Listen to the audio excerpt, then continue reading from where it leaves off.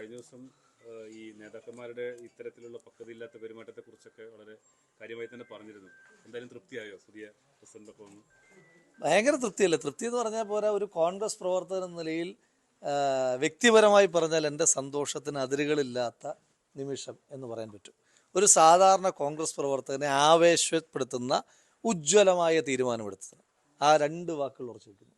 പ്രവർത്തകനെ ആവേശപ്പെടുത്തുന്ന ഉജ്ജ്വലമായ തീരുമാനമെടുത്ത കോൺഗ്രസിൻ്റെ ഹൈക്കമാൻഡിന് പ്രത്യേകമായ സ്നേഹാഭിവാദ്യങ്ങൾ ഒരു പ്രവർത്തന നിലയിൽ അർപ്പിക്കുവാൻ ആഗ്രഹിക്കുക. എന്തൊരു പ്രോപ്പർ ബ്ലെൻഡിങ് ആണ്. കഴിഞ്ഞ 4 വർഷക്കാലമായി ഏറ്റവും പ്രതിസന്ധിയുടെ ഒരു കാലത്ത് കേരളത്തിലെ കോൺഗ്രസ് പ്രസ്ഥാനത്തെ വളരെ ധീരമായി നയിച്ച് കോൺഗ്രസിൻ്റെ ഓരോ കോണിലുമുള്ള പ്രവർത്തകൻ്റെ ആത്മവിശ്വാസവും ആത്മാഭിമാനവും ഉയർത്തിയ ശ്രീ കെ സുധാകരൻ, അദ്ദേഹം പ്രസിഡന്റ് പദവിയിൽ നിന്ന് മാറുമ്പോൾ അദ്ദേഹത്തിനെ കോൺഗ്രസിൻ്റെ വർക്കിംഗ് കമ്മിറ്റിയിലേക്ക് ഉൾപ്പെടുത്തുന്നു. അതങ്ങനെ ഒരു കീഴ്വഴക്കമുള്ള സ്ഥിരം പാറ്റേൺ അല്ല. അപ്പോൾ 2 KPCCയുടെ പ്രസിഡന്റായി കണ്ണൂരിൽ നിന്ന് തന്നെ. കണ്ണൂരിൻ്റെ പ്രത്യേകത അറിയാമല്ലോ, നമ്മൾ കേരളത്തിൽ ഏറ്റവും അധികം മത്സരിക്കുന്നത്, വെല്ലുവിളി നേരിടുന്നത് CPM നിന്നാണ്. ആ CPM അവരുടെ മടയിൽ നിരവധി തവണ പരാജയപ്പെടുത്തി കണ്ണൂരിൽ കോൺഗ്രസിന് ഏറ്റവും അധികം സീറ്റുകൾ സമ്മാനിച്ച ജില്ലാ കോൺഗ്രസ് കമ്മിറ്റി പ്രസിഡന്റായിരുന്ന ശ്രീ സണ്ണി ജോസഫ് MLA, അദ്ദേഹം KPCCയുടെ പ്രസിഡന്റാകുന്നു. UDF കണ്ണൂർ. ഇതിൻ്റെ ഒരു പ്രോപ്പർ ബ്ലെൻഡിങ് എന്ന് ഞാൻ പറയാൻ കാരണം, ഇതൊരു എലക്ഷൻ ഇയറാണ്. ഈ എലക്ഷൻ ഇയറിൽ എലക്ഷൻ സ്ട്രാറ്റജിസ്റ്റുകളുടെ, എലക്ഷൻ സ്പെഷ്യലിസ്റ്റുകളുടെ ഒരു ടീമിനെയാണ് ഹൈക്കമാൻഡ് തീരുമാനിച്ചിരിക്കുന്നത്. ശ്രീ സണ്ണി ജോസഫ്, അദ്ദേഹം ഒരു എലക്ഷൻ വിദഗ്ധനാണ്. ഇനി നിങ്ങൾ ഈ ടീം എടുത്ത് നോക്കൂ. UDFന്റെ കൺവീനറായി വന്നിരിക്കുന്ന ശ്രീ അടൂർ പ്രകാശ്. കോന്നി പോലെ പത്തനംതിട്ട ജില്ലയിലെ ഏറ്റവും ഇടതുപക്ഷ സ്വഭാവം ഉണ്ടായിരുന്ന ഒരു മണ്ഡലത്തെ തുടർച്ചയായി ഐക്യജനാധിപത്യ മുന്നണിയോടൊപ്പം നിർത്തിയ ശ്രീ അടൂർ പ്രകാശ്. ആറ്റിങ്ങൽ പോലെ കോൺഗ്രസിന്റെ സ്ഥാനാർത്ഥി, ആര് സ്ഥാനാർത്ഥിയെ നിർത്തിയാലും CPM പേരിനൊരു സ്ഥാനാർത്ഥിയെ നിർത്തിയാൽ അയാൾ ജയിച്ചു പോകുന്ന മണ്ഡലത്തിൽ CPMനെ അട്ടിമറിച്ച് തുടർ വിജയം നേടിയ ശ്രീ അടൂർ പ്രകാശ്. അതുപോലെ തന്നെ 2 ഉമ്മൻചാണ്ടി സാറിൻ്റെ ഗവൺമെൻറ്റുകളിൽ മന്ത്രിയായി, പ്രത്യേകിച്ച് പാലക്കാടിനെ സംബന്ധിച്ചിടത്തോളം പാലക്കാടിന് അഭിമാനമായ പട്ടികജാതി മെഡിക്കൽ കോളേജ്, ഇന്ത്യയിൽ തന്നെ നവോത്ഥാന ശ്രമങ്ങളൊന്നായ അത് സമ്മാനിച്ച ശ്രീ AP അനിൽകുമാർ, അദ്ദേഹം വർക്കിംഗ് പ്രസിഡന്റ് ആകുന്നു. അതുപോലെ തന്നെ ചെറുപ്പക്കാരുടെ എല്ലാ ആവേശത്തെയും ഉൾക്കൊള്ളുവാൻ പറ്റുന്ന ഈ ചെറുപ്പക്കാരുടെ ടീം ലീഡേഴ്സ് എന്ന് പറയാമല്ലോ, യങ്സ്റ്റേഴ്സിൻ്റെ ടീം ലീഡേഴ്സ്, യങ്സ്റ്റേഴ്സ് ആയിട്ടുള്ള ആളുകളുടെ പ്രസിഡന്റ് എന്ന് വിളിക്കുന്ന ആളാണ് ശ്രീ PC വിഷ്ണുനാഥ്.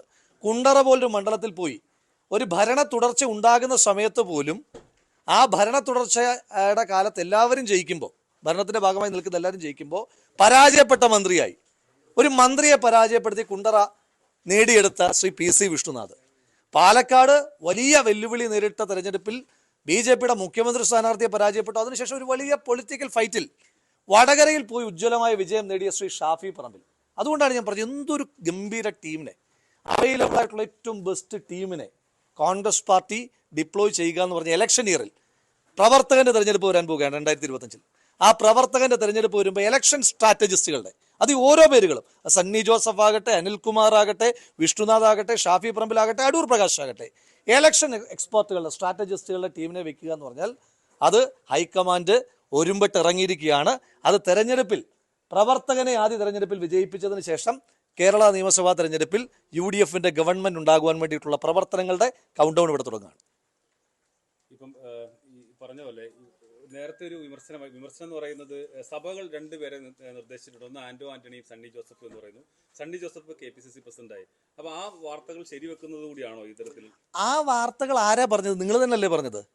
കേരളത്തിൽ നിങ്ങൾ ആ വാർത്തയ്ക്ക് വേണ്ടി പറഞ്ഞിരുന്ന സഭ കത്തോലിക്ക സഭയാണ്.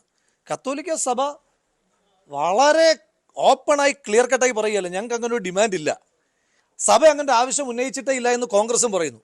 ഉന്നയിച്ചു എന്ന് പറയുന്ന സഭ ഇല്ല എന്ന് അവരും പറയുന്നു, സഭയും പറയുന്നു. അങ്ങനത്തെ ആവശ്യം കിട്ടിയിട്ടില്ല എന്ന് കോൺഗ്രസും പറയുന്നു. അതിനപ്പുറം ഇനി ആരാ പറയേണ്ടത്? അതെങ്ങനെയാ സഭയുടെ പ്രസിഡന്റ് ആകുന്ന? KSU പ്രവർത്തകനായി തുടങ്ങി, യൂത്ത് കോൺഗ്രസ് പ്രവർത്തകനായി വളർന്ന്, ജില്ലാ കോൺഗ്രസ് കമ്മിറ്റിയുടെ പ്രസിഡന്റായി, വലിയ പ്രതിസന്ധിയുടെ കാലത്ത് കണ്ണൂരിൽ നയിച്ച് പ്രവർത്തകനെ ചേർത്ത് പിടിച്ച് CPMന്റെ അക്രമ രാഷ്ട്രീയത്തിനെതിരായി പോരാട്ടം നടത്തി അവിടെ സീറ്റ് വിജയിപ്പിച്ച സണ്ണി ജോസഫ്, അദ്ദേഹം കേരളത്തിലെ കോൺഗ്രസ് പ്രസ്ഥാനത്തിൻ്റെ പ്രസിഡന്റാണ്. കേരളത്തിലെ ഓരോ കോൺഗ്രസ് പ്രവർത്തകനും, കാരണം ശ്രീ K സുധാകരൻ റീപ്ലേസ് ചെയ്യപ്പെടുമ്പോൾ കണ്ണൂരിൽ നിന്ന് തന്നെ CPMന്റെ അക്രമ രാഷ്ട്രീയത്തെ പ്രതിരോധിച്ച, സീറ്റുകൾ വിജയിപ്പിച്ച ഒരാൾ തന്നെ കടന്നു വരിക എന്ന് പറഞ്ഞാൽ പ്രവർത്തകരുടെ മുറയിൽ ഉയരുക. നിങ്ങൾ ആ സന്തോഷത്തെ ഇത്തരത്തിലുള്ള സ്പോയിലറുകൾ പറയല്ലേ. പ്രവർത്തകൻ, നിങ്ങൾക്ക്, ഞാനൊരു യൂത്ത് കോൺഗ്രസ് പ്രസിഡന്റ് MLA ആയിട്ടുള്ള ഒരാളാണ്, എൻ്റെ ആവേശം നിങ്ങൾക്ക് കാണാൻ പറ്റുന്നില്ലേ? ഈ നാട്ടിൽ ഓരോ സാധാരണ പ്രവർത്തകനും അപ്പോൾ എത്ര വലിയ ആവേശമായിരിക്കും. ഒരു തീരുമാനം ഉണ്ടാകുമ്പോൾ. സമീപകാലത്തൊന്നും രാഹുൽ ഇത്രയും ആവേശം എനിക്ക് എത്ര ആവേശം, എനിക്ക് എത്ര സന്തോഷം. ഞാൻ പറഞ്ഞല്ലോ, വ്യക്തിപരമായി എന്നെ ഭയങ്കരമായി സന്തോഷിപ്പിക്കുന്ന തീരുമാനമാണ് ഹൈക്കമാൻഡ്. വ്യക്തിപരമായി പ്രവർത്തന നിലയിൽ ഞാൻ യൂത്ത് കോൺഗ്രസ് പ്രസിഡന്റായിട്ടോ MLA ആയിട്ടോ സംസാരിക്കുകയല്ല. ഞാൻ ഹൈക്കമാൻഡിനോട്, ശ്രീ മല്ലികാർജ്ജുന ഖാർഗെയോട്, ശ്രീ രാഹുൽ ഗാന്ധിയോട്, ശ്രീ KC വേണുഗോപാലിനോട് എത്ര നന്ദി പറഞ്ഞാലും മതിയാകാത്ത രീതിയിൽ പ്രവർത്തകന്റെ സന്തോഷം രേഖപ്പെടുത്തുവാൻ ആഗ്രഹിക്കുകയാണ്. ഇതും പ്രതിപക്ഷ നേതാവ് ശ്രീ VD സതീശനും എല്ലാം കൂടെ ചേർന്നൊരു ടീം. ഈ ടീം ആദ്യം പറഞ്ഞല്ലോ 2025 പ്രവർത്തകനെ ജയിപ്പിക്കും. 2026 കേരള നിയമസഭയിൽ UDFന്റെ മിനിസ്ട്രി കൊണ്ടൊരു കോൺഗ്രസിന് മുഖ്യമന്ത്രി ഉണ്ടാക്കും. പ്രഖ്യാപനത്തിന് മുമ്പ് ചില അസ്വാരസ്യങ്ങൾ പാർട്ടിക്ക് മുരളീധരൻ പറഞ്ഞത് നാട്ടുകാർ അറിയുന്ന ഒരാൾ പ്രസിഡന്റ് ആകണം എന്ന് പറഞ്ഞു. പ്രവർത്തകർ അറിയുന്ന ഒരാൾ പ്രസിഡന്റ് ആവണമെന്ന് പറഞ്ഞു. പിന്നെ അതിന് പുറത്ത് ഇപ്പൊ വെള്ളാപ്പള്ളി പറയുന്നത് സുധാകരനെ മാറ്റുന്നത് ഈഴവരെ അവഗണിക്കുന്നത് തുല്യമാണ്. അപ്പൊ അതിനൊരു മറുപടി ആയിട്ടാണ് അടൂർ UDF കൺവീനറായിട്ട്. അല്ല, അതിനൊന്നുള്ള ഞാൻ ചോദിക്കുന്നത്, ഇത് അടൂർ പ്രകാശിനെ വെക്കുന്ന ഏതെങ്കിലും ഈ വെച്ച ആരെങ്കിലും ഒരാളെ നമുക്കൊരു കമ്മ്യൂണിറ്റിയുടെ കള്ളിയിൽ കൊണ്ടുവന്ന് വെക്കാൻ പറ്റുമോ? അവരെല്ലാം കേരളത്തിന്റെ പൊതുസ്വത്തല്ലേ. അടൂർ പ്രകാശ് ഒരു സമുദായത്തിന്റെ മാത്രം നേതാവാണെന്ന് പറഞ്ഞാൽ മറ്റു സമുദായക്കാർ അംഗീകരിക്കൂ? എല്ലാവരുടെയും കൂടെ അല്ലേ അടൂർ പ്രകാശ്? കേരളത്തിന്റെ റവന്യൂ മന്ത്രി. ഇന്നിപ്പോൾ നമ്മൾ പട്ടയമേള എന്നാണ് വരുന്നത്. കേരളത്തിന്റെ ചരിത്രത്തിൽ ആദ്യമായി ഭൂരഹിതരില്ലാത്ത കേരളം പദ്ധതി നടപ്പിലാക്കിയ മന്ത്രി, റവന്യൂ മന്ത്രി. ആ റവന്യൂ മന്ത്രിയെ നമുക്ക് കേരളത്തിന്റെ റവന്യൂ മന്ത്രി എന്നാണോ കേരളത്തിന്റെ അടൂർ പ്രകാശ് എന്നാണോ വിളിക്കേണ്ടത്? അടൂർ പ്രകാശ് ആയാലും സണ്ണി ജോസഫ് ആയാലും അനിൽകുമാർ ആയാലും വിഷ്ണുനാഥ് ആയാലും ഷാഫി പറമ്പിലായാലും കേരളത്തിന്റെ പൊതുസ്വത്തുകളാണ്. ആ പൊതുസ്വത്തുകൾ ഇത്തരത്തിൽ പ്രധാനപ്പെട്ട ഉത്തരവാദിത്വം ഏൽപ്പിച്ചതിനോടൊപ്പം തന്നെ കഴിഞ്ഞ 4 വർഷക്കാലമായി പാർട്ടിയെ ഉജ്ജ്വലമായി നയിച്ച, കാരണം ഈ ഭരണ തുടർച്ച ഉണ്ടാവുക എന്ന് പറഞ്ഞാൽ പ്രതിപക്ഷ തുടർച്ചയും കൂടെ ഉണ്ടാകുന്നത്. ആ സമയത്ത് മുറയിൽ തകർന്ന പ്രവർത്തകന്റെ ആത്മാഭിമാനം ഉയർത്തിപ്പിടിച്ചൊരു വ്യക്തിയെ പാർട്ടി സാധാരണ എത്രയോ പ്രസിഡന്റുമാർ മാറിയിട്ടുണ്ട്. ഇത് അതിനപ്പുറം കീഴ്വഴക്കങ്ങൾ ലംഘിച്ച ഒരാളെ വർക്കിംഗ് കമ്മിറ്റിയിൽ കൊണ്ടുവരിക എന്ന് പറഞ്ഞാൽ അദ്ദേഹത്തിന്റെ 4 വർഷക്കാലത്തെ ശ്ലാഘനീയമായ പ്രവർത്തനം, ആ പ്രവർത്തകർ ആഗ്രഹിക്കുന്ന തീരുമാനം. അതുകൊണ്ടാണ് പറഞ്ഞത് പ്രവർത്തകരെ ഇത്രയേറെ വിശ്വാസമില്ല. അപ്പോൾ അതുകൊണ്ട് ഞങ്ങളെപ്പോലുള്ള സാധാരണ പ്രവർത്തകരുടെ ആവേശത്തെ ഇത്തരം ചോദ്യങ്ങൾ കൊണ്ട് കെടുത്താൻ ശ്രമിക്കുക. അങ്ങനെ കെടുത്തില്ല. ഞങ്ങളൊക്കെ ആഘോഷത്തിലാണ്.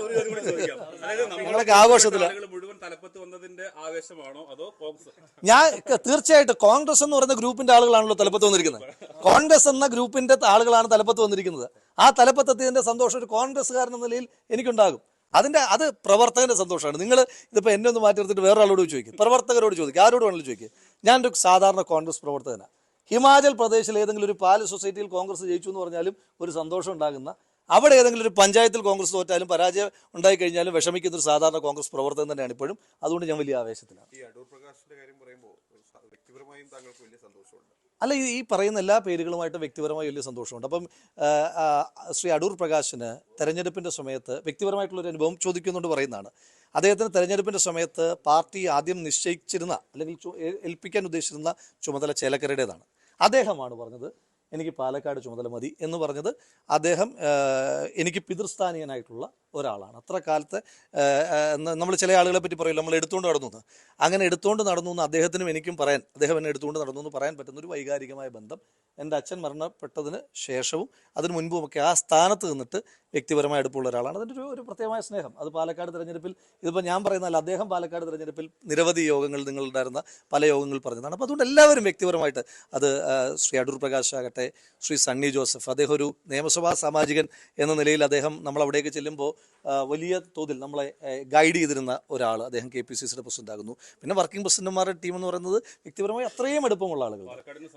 പാലക്കാടിന് ഭയങ്കരമായി സന്തോഷിക്കാമല്ലോ. കാരണം പാലക്കാട് നിന്നൊരു വർക്കിംഗ് പ്രസിഡന്റ് ഉണ്ടാവുകയാണല്ലോ. കോൺഗ്രസിന്റെ നേതൃനിരയിലേക്ക് പാലക്കാട് നിന്നൊരു വർക്കിംഗ് പ്രസിഡന്റ് ആകുന്നു. അത് ശ്രീ ഷാഫി പറമ്പിലാകുന്നു, ശ്രീ PC വിഷ്ണു വരുന്നു, ശ്രീ AP അനിൽകുമാർ വ്യക്തിപരമായി എത്ര അടുപ്പമുള്ള ആളാണ്. അപ്പോൾ അവരൊക്കെ വരുന്ന ഒരു ടീം വരുന്നതിന്റെ വ്യക്തിപരമായ സന്തോഷത്തിനപ്പുറം ആര് വരുമ്പോഴും നമുക്ക് വ്യക്തിപരമായ സന്തോഷം ഉണ്ടാകും. പക്ഷേ പ്രവർത്തകനെ സന്തോഷിപ്പിക്കുന്നുണ്ടോ? ഇപ്പം ഞാനിപ്പോൾ എക്സ്പ്രസ് ചെയ്ത സന്തോഷം അത്രയും വ്യക്തിപരമായ സന്തോഷം, എൻ്റെ എന്തെങ്കിലും സ്വാർത്ഥ ഇൻട്രസ്റ്റ് അല്ല. എൻ്റെ സന്തോഷം അത്രയും ഒരു പ്രവർത്തകർ നിലയിലുള്ള സന്തോഷമാണ്. ഒരു പ്രവർത്തകനെ ഉത്തേജിപ്പിക്കാൻ ഹൈക്കമാൻഡിന് പറ്റി. അതിനാണ് ഹൈക്കമാൻഡിനോട് നന്ദി പറയുന്നത്.